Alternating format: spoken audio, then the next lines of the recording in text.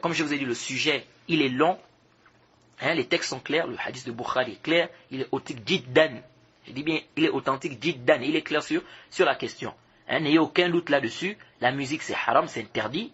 Elle est interdite dans l'islam. Hein, et ça ne faisait pas partie de la voie des salafs. Hein, on veut passer maintenant sa vie aujourd'hui à faire de la musique, ça devient métier, on passe son temps à faire de la musique. Non, on dit kullu khairin fil ittiba'i wa kullu sharrin fi ibtida'i. Tout le bien se trouve dans le suivi et tout le mal se trouve dans le fait d'innover. Donc on doit suivre les salafs. Hein, et non pas venir apporter nos conceptions. Et tous les textes, soi-disant, qui ont dit que les compagnons faisaient de la musique et tout ça c'est des kaziboun, wa iftira. Hein, et comme on a eu à détailler, tous les hasards que Monsef Zenati a apportés ici, quand on place ça dans la balance des savants des hadiths, ça ne tient pas. Et on a bien vu que c'est des mensonges. Beaucoup parmi eux, c'est des hadiths, pas des isnad. Beaucoup parmi eux, c'est inventé, muslim ou salsabil majahil, que c'est enchaîné des rapporteurs inconnus. Donc c'est des textes qui ne sont pas authentiques. Et toi, tu ramènes des textes pareils, et tu viens rendre faibles des textes qui sont venus, qui ont été cités dans le Bukhari. Donc ça, on doit faire, il y a un texte qui est cité dans le Bukhari, on doit faire très, très attention. Et comme vous voyez, les gens de l'innovation, c'est comme ça qu'ils sont. Ils laissent des textes authentiques, et il vient les rendre faibles pour aller travailler avec des textes quoi, qui sont pires même que ceux qu'il a rendus faibles. Hein? Monsef Zenati, il nous a ramené les chaînes de transmission Saqit Muslim. Et en même temps aussi, je vous déconseille d'écouter ce genre de personnes. Hein, les gens comme les Médines. Médine, si tu as maîtrisé la mathématique ou les mathématiques, enseigne les gens les mathématiques.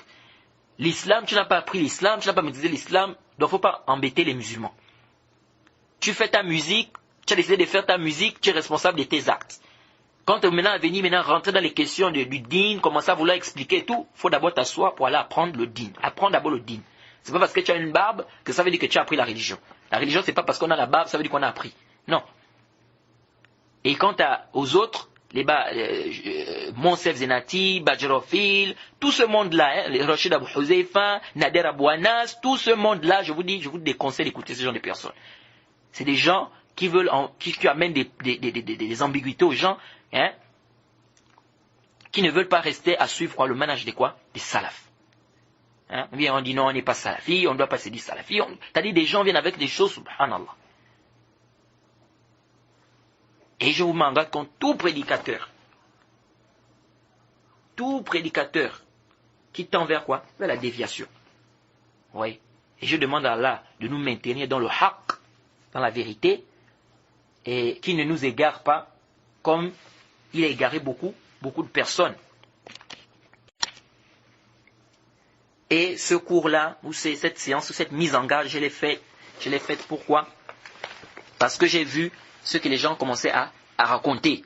Hein, ils amenaient des ambiguïtés aux gens concernant la musique. Et surtout Monsef Zenati, il a fait cette vidéo de près de 1 heure et quelques pour faire quoi? Pour venir montrer que la musique est licite en islam, apporter des ambiguïtés, c'est basé sur des textes qui n'ont même pas de fondement, hein, des textes qui sont venus, quand je dis fondement, c'est-à-dire que les chaînes de transmission sont très faibles, hein, ça c'est très dangereux, vous voyez.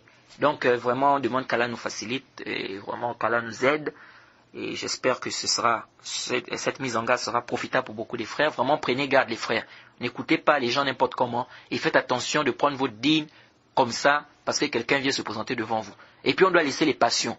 Hein? Faut qu'on essaie de faire des efforts. Hein? Parce que beaucoup de gens, c'est ça, c'est la passion, on veut suivre la passion, etc. Donc vraiment, il faut faire très attention.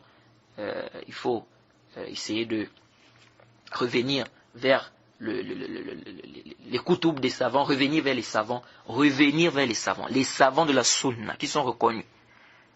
Hein? Salafiyoun. Parce que aujourd'hui, les gens, c'est quoi? C'est tout le monde, parce que tout le monde va sur le net aujourd'hui. Quand on frappe au net, quelqu'un vient, dès qu'il amène ce même truc qui nous fait un peu plaisir, allez, on est parti. Ou bien il parle un peu bien, allez, on est parti. Non, c'est pas comme ça. Il faut qu'on essaie de faire très, très attention. Vous voyez comment on peut égarer. C'est pourquoi on dit que l'ignorant, il est dans un danger. Il faut apprendre le din. Parce que quand tu n'apprends pas ton din, tu es dans un grave danger. C'est-à-dire on peut te balader n'importe comment.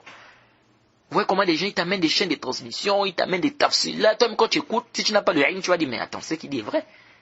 Mais lorsque tu apprends, tu dis, oh, vraiment, regarde comment il est en train d'embrouiller les gens. Oui. Donc, on doit faire très attention. Et, comme on dit toujours, la mise en garde, parce que les gens toujours comprennent mal la mise en garde. La mise en garde, c'est pour le bien des musulmans. Quand on fait une mise en garde, c'est pour ton propre bien. C'est pour ton bien. Parce que moi, en tant que ton frère, je vois quelque chose, quelqu'un qui est en train de t'égarer, et que je sais très bien qu'il est en train de t'égarer, mais je ne peux pas rester là, me taire, regarder comment il est en train de t'égarer. Sans raison valable, je ne peux pas. Il faut que je te dise que, mon frère, attention. Parce que comme ça, voilà les preuves qui prouvent que là, il est en train de s'embrouiller, etc. Il y a trop des sectes, les Ikhwan, des machins, c'est compliqué. Ahbash et tout le reste, c'est vraiment compliqué.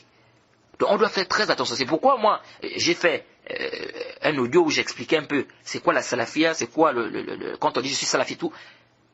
Je disais que on doit se distinguer. Beaucoup de gens viennent aujourd'hui, non, pourquoi vous amenez salafi, tout ça, ça amène des divisions et tout. On dit non, il faut qu'on se distingue. Parce qu'aujourd'hui, il y a trop, tout le monde, c'est confondu là.